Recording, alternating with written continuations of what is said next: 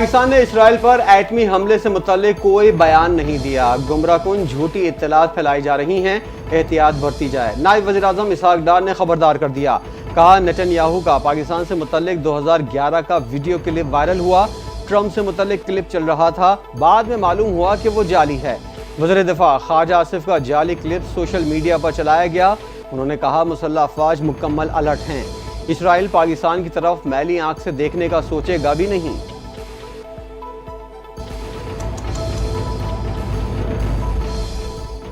वज़ीर आज़म शहबाज शरीफ से मुत्तहदा अरब अमारात के आला सतह के वफ़द की मुलाकात हुई।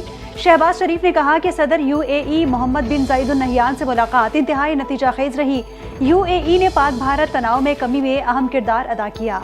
इंतज़ामी ढांचा बेहतर बनाने के लिए पेपरलेस इकॉनमी जैसे इक़दाम उठा रही है। नायब वज़ीर आज़म अब्दुल्ला नसर ने कहा कि UAE और पाकिस्तान के दरमियान देरीना बरादराना ताल्लुकात हैं।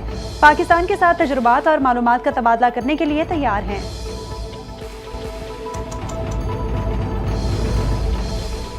पाक बहरिया कौमी दिफा का एक मजबूत सतून है, जिस पर हर चैलेंजेस का वक्त मिसाली पेशावराना महारत का मुजाहरा किया है। चाहे 1965 का ऑपरेशन दवार का हो या हालिया कशीदगी के लम्हात, पाक बहरिया ने हमेशा अपने लोहे मनवाए हैं। वज़ीर आज़म शहबाज शरीफ का international maritime expo and conference से खिताब। का ये कॉन्फ्रेंस पाकिस्तान की बहरी सलाहियतों और ब्लू इकॉनमी में किरदार को उजागर करने का मौसर प्लेटफॉर्म है। पाकिस्तान का स्ट्रेटेजिक महल वक़ू ब्लू इकॉनमी के फ़रोग़ के लिए निहायत अहम है, जो इस वक्त आलमी सतह पर खरबों डॉलर की मईशत बन चुकी है।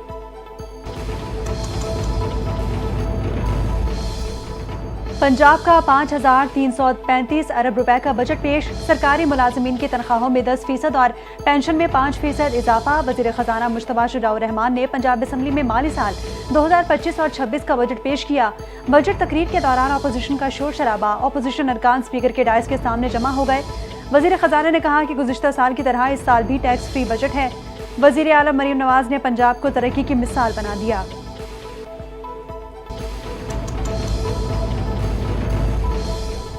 पंजाब हुकूमत ने बजट में नॉन तरक्याती अखराजात के लिए 4,060 अरब रुपए रखने की तजवीज़ दे दी। तरक्याती प्रोग्राम के लिए 1,240 अरब रुपए मुख्तस करने का मनसूबा। 3,132 नई तरक्याती स्कीमों के आगाज़ का फैसला। जारी स्कीमों के लिए 535 अरब 98 करोड़ रुपए और नई स्कीमों के लिए 470 अरब 62 करोड़ रुपए की रकम रखी जाएगी। वज़ीर ख़जाना मुश्तबा शुजाउर रहमान ने कहा, स्कूल एजुकेशन के लिए 100 अरब रुपए मुख्तस किए गए हैं। खुसूसी तालीम के मंसूबों पर 5 अरब रुपए खर्च किए जाएंगे। हुकूमत अवाम की एक एक पाई को अमानत समझकर इस्तेमाल कर रही है।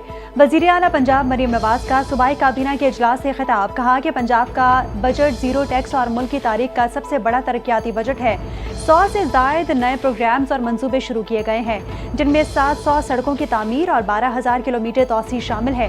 पंजाब में मकामी कर्जों में 94% की कमी आई है। मजदूरों की कम अज़ कम उजरत 40,000 रुपये मुकर्रर की जा रही है।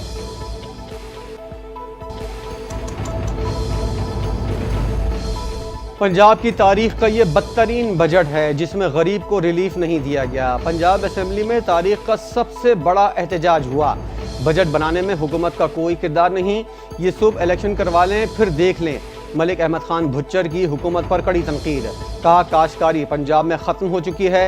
हुकूमत ने किसान की गंदम ना खरीद कर आटा सस्ता किया। तहरीक इंसाफ के अरकान तनख्वाहें आवाम पर खर्च करने को तैयार हैं। 20% टैक्स लगाया गया और 10% तनख्वाहों में इजाफा किया गया।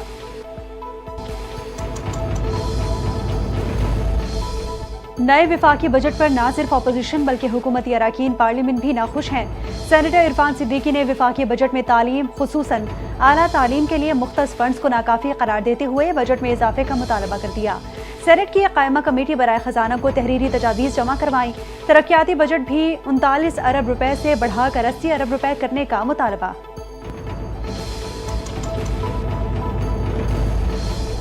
तहरीक इंसाफ ने बजट में वोट ना देने के लिए पीपल्स पार्टी से राब्ता कर लिया। असद कैसर की राजा परवेज अशरफ से पार्लियामेंट हाउस में मुलाकात।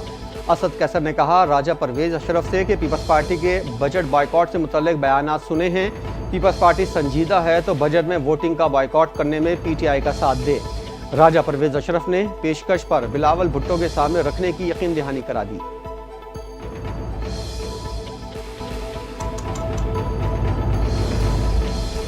سابق وفاقی وزیر اسد عمر کا موجودہ حکومت، بجٹ اور ملکی سیاسی صورتحال پر شدید تحفظات کا اظہار۔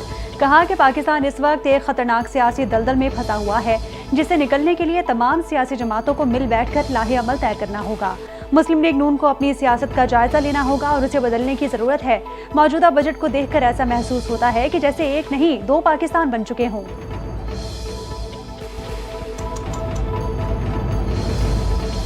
وزیراعظم کے تن پر خود کپڑا نہیں، عوام کو کیا ریلیف دیں گے؟ سابق وفاقی وزیر فواد چودھری کی کڑی تنقید۔ اے ٹی سی عدالت کے باہر میڈیا سے گفتگو کرتے ہوئے کہا، یہاں نہ کوئی پوچھنے والا ہے نہ بتانے والا۔ نواز شریف لندن جانے کے لیے وزیراعظم کا جہاز ایسے استعمال کر رہے ہیں جیسے کوئی ٹیکسی ہے۔ اسپیکر اور سینٹ چیئرمین نے اپنی تنخواہیں بڑھا لی ہیں۔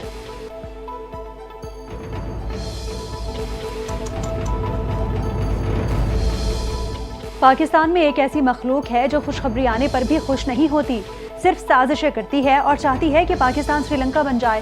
پنجاب کے وزیر اطلاعات عظما بخاری کی پاکستان تحریک انصاف پر کڑی تنقید۔ کہا کہ پی ٹی آئی کا کام گلا پھاڑنا، مائک توڑنا اور کتابیں پھاڑنا ہے۔ پی ٹی آئی والے وہ لوگ ہیں جو اپنے دور حکومت میں کہہ چکے ہیں کہ پیٹرول 400 پر جانا چاہیے۔ ان کے ہاتھ میں جب حکومت تھی کوئی بھلائی کا کام نہیں ہوا۔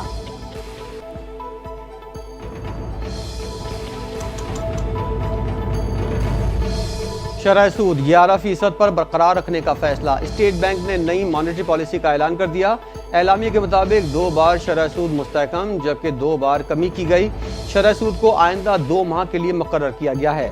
مرکزی بینک کے مطابق مہنگائی میں حالیہ کمی، کرنٹ اکاؤنٹ میں بہتری اور زر مبادلہ کے ذخائر کے استحکام کی وجہ سے شرح سود میں کوئی تبدیلی نہیں کی گئی۔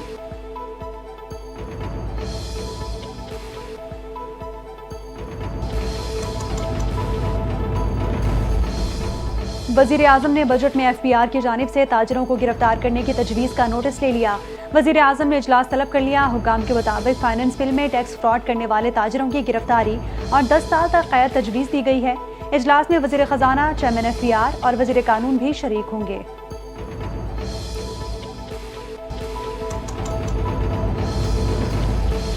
تاجروں کی گرفتاری والی پالیسی کو ترک کرنا ہوگا۔ چھوٹے کاروبار والوں کو تحفظ دینا ضروری ہے۔ سینیٹر فیصل وابڈا کا سینٹ اجلاس میں اظہار خیال۔ کہا، بجٹ پر کچھ زیادہ بات نہیں کرنا چاہتا۔ مشکل حالات میں بجٹ پیش ہوا۔ درخواست کی تھی پراپرٹی پر 7E کا ٹیکس لگایا جائے۔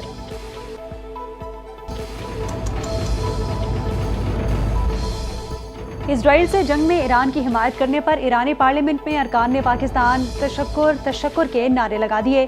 اسپیکر محمد باقر قالیباف نے اسرائیل کی جانب سے شہریوں پر بزدلانہ حملوں کی شدید مذمت کی اور ایرانی قوم سے کہا کہ دشمن کے خلاف ہوشیار اور متحد رہے۔ اجلاس میں ایرانی ارکان پارلیمنٹ نے اسرائیلی حملوں میں شہید ہونے والے فوجی کمانڈرز، اہلکاروں اور جوہری سائنسدانوں کو خراج تحسین پیش کیا۔ ایرانی صدر مسعود پزشکیان نے پارلیمنٹ میں خطاب کے دوران پاکستان کی حمایت کی تعریف کی۔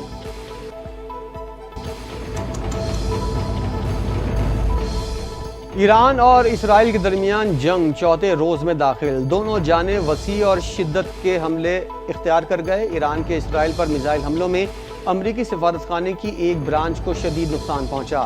امریکی نشریاتی ادارے کے مطابق اسرائیل میں امریکی سفیر مائک بیکابی نے بتایا، عملہ مکمل طور پر محفوظ ہے۔ میزائل لگنے سے سفارتخانے کی عمارت کو نقصان پہنچا ہے۔ اسرائیل میں امریکی سفارتخانہ پیر کے روز بند رہے گا۔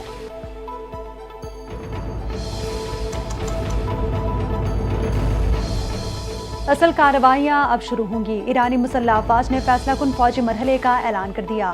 مقبوضہ علاقوں پر قابض یہودیوں کو علاقے خالی کرنے کی وارننگ دے دی۔ بیان میں کہا گیا کہ بے بس جرائم پیشہ نیتن یاہو کی حکومت کی ایران پر ایک بار پھر جارحیت کے بعد ہمارے پاس منہ توڑ جواب دینے کے سوا کوئی آپشن نہیں بچا۔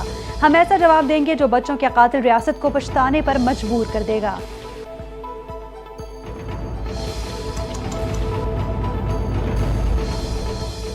اردن کی جانب سے میزائل حملوں پر اسرائیلی وزیر دفاع کی ایران کو دھمکی۔ اسرائیلی کورٹس نے کہا کہ ایران کے ان حملوں کی قیمت تہران کے رہائشی ادا کریں گے۔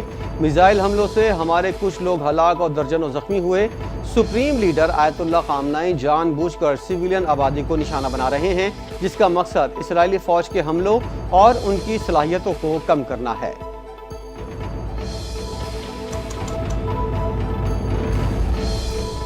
اسرائیل کے ایران کے مختلف مقامات پر بمباری۔ تہران پر اسرائیلی حملے میں پاسدارانہ انقلاب کے انٹیلیجنس چیف جنرل محمد قاسمی اور ان کے نائب جنرل حسن محقق شہید ہو گئے۔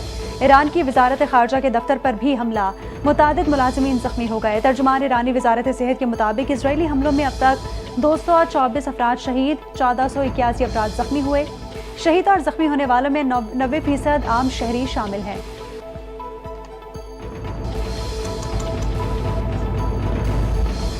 ایٹمی ہتھیاروں کا حصول ہمارا مقصد نہیں، عوام بحران کے وقت صبر سے کام لے۔ ایرانی صدر مسعود پزشکیان کا پیغام، کہا کسی پر غلبہ نہیں چاہتے، جہاریت کرنے والوں میں سے نہیں ہیں۔ اسرائیل خود ایک ایک کر کے مسلمان ممالک کو نشانہ بنا رہا ہے۔ امریکہ اسرائیل کو حملوں کی اجازت دے کر غنڈہ گردی کر رہا ہے۔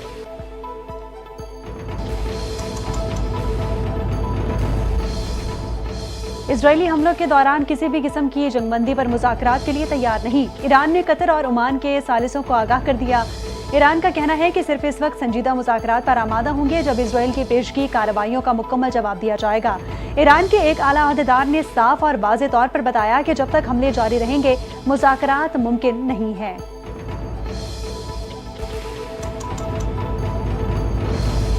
امریکہ ایران اور اسرائیل کے درمیان جاری جنگ میں شامل ہو سکتا ہے۔ امریکی صدر ڈونلڈ ٹرمپ نے اندیا دے دیا۔ سینئر صحافی سے گفتگو کرتے ہوئے کہا، فی الحال امریکہ کسی فوجی کارروائی میں ملوث نہیں۔ ایران کے جوہری پروگرام پر مذاکرات جاری ہیں۔ موجودہ کشیدہ صورتحال کی وجہ سے ایران اب ممکنہ طور پر معاہدے کے لیے زیادہ آمادہ ہوگا۔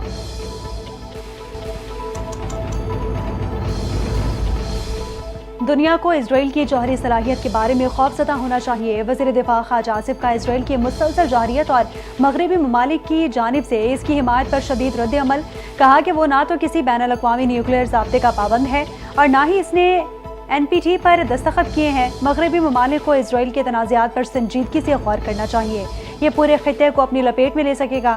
ایک بدمعاش ریاست اسرائیل کی سرپرستی کے تباہ کن نتائج ہو سکتے ہیں۔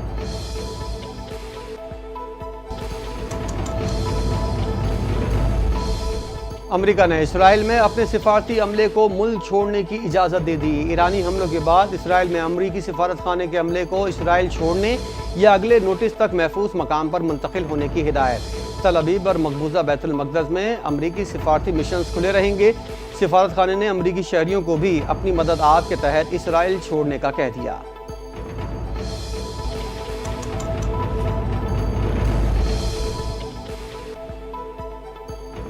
عراق سے پاکستانی زائرین کی واپسی جاری ہے۔ خصوصی پروازوں کے ذریعے 288 پاکستانیوں کو وطن واپس لایا گیا۔ وزارت خارجہ کے ترجمان کے مطابق کراچی اور اسلام آباد کے لیے 2 پروازیں بحفاظت پاکستان پہنچ گئی۔ باقی زائرین کی واپسی کو یقینی بنانے کے لیے عراقی ایئر ویز اور دیگر عراقی حکام کے ساتھ سرگرم عمل ہے۔ وزارت خارجہ کے ترجمان نے مزید بتایا کہ پاکستانی زائرین کی بحفاظت اور منظم واپسی میں سہولت فراہم کرنے کے لیے بھرپور اقدامات کیے جا رہے ہیں۔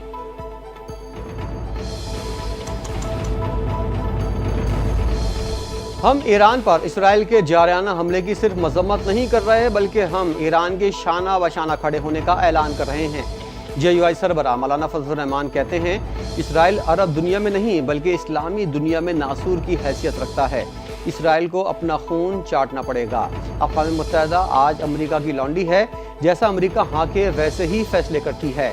عام انسانیت کا قتل، ایک قوم کی نسل کشی کرنا کیا انسانی اور جنگی جرم نہیں؟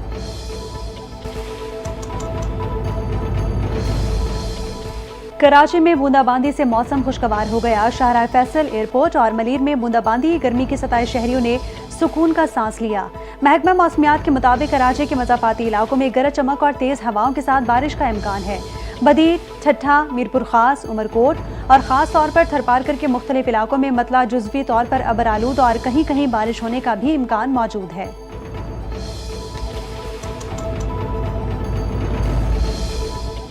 پاکستان کی طرف میلی آنکھ سے دیکھنے والوں کو پھر بھرپور جواب دیا جائے گا۔ پاکستان پر کوئی حملہ ہوا تو اینٹ کا جواب پتھر سے دیں گے۔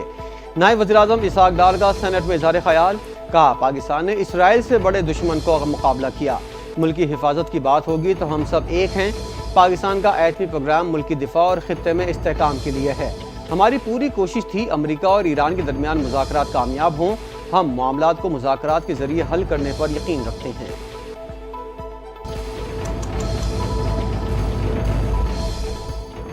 خیبر پختونخوا میں سیکیورٹی فورسز کی 2 مختلف کارروائیاں، بھارتی پراکسی سے تعلق رکھنے والے 5 فتنۃ الخوارج ہلاک ہو گئے۔ ISPR کے مطابق آپریشن کے دوران سیکیورٹی فورسز نے دہشت گردوں کا گھیراؤ کیا۔ 4 خوارج کو پشاور اور 1 کو شمالی وزیرستان میں مار گرایا گیا۔ ہلاک دہشت گردوں کے پاس سے اسلحہ اور گولہ بارود بھی برآمد ہوا۔ بھارتی حمایت یافتہ خوارج دہشت گردوں کے متعدد وارداتوں میں ملوث تھے۔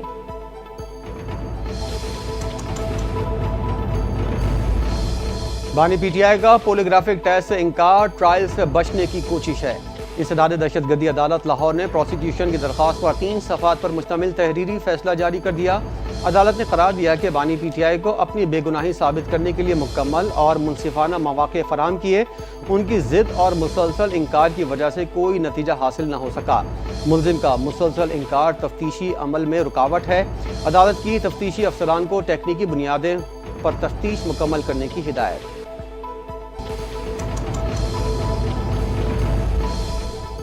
پاکستانی وفد کا کامیاب دورہ برسلز مکمل، سینیٹر شہری رحمان کا بلاول بھٹو زرداری کو خراج تحسین۔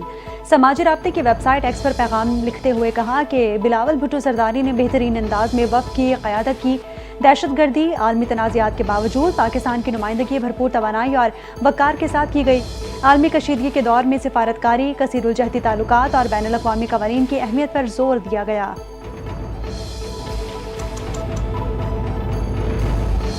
پاکستان ایٹامک انرجی کمیشن کا چشمہ نیوکلیر پاور پلانٹ کی تعمیر میں اہم سنگ میل، پاک چین دوستی کی ایک اور اعلیٰ مثال قائم۔ چشمہ نیوکلیر پاور پلانٹ منصوبہ تعمیر کے باقاعدہ مرحلے میں داخل ہو گیا۔ جنرل مینیجر چشمہ نیوکلیر پلانٹ انجینئر حبیب الرحمان نے نیوکلیر پاور کو توانائی کا کاربن فری اور باکفایت ذریعہ قرار دیا۔ اس پروجیکٹ سے سماجی اور اقتصادی ترقی اور عوامی روزگار کو فروغ ملے گا۔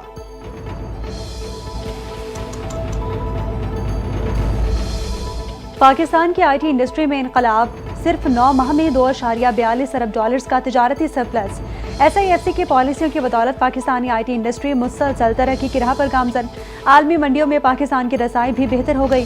وزارت IT اور ٹیلی کام کے مطابق 15 نمایاں پاکستانی IT کمپنیز نے بین الاقوامی سطح پر تسلیم شدہ ISO سرٹیفکیٹس حاصل کر لیے۔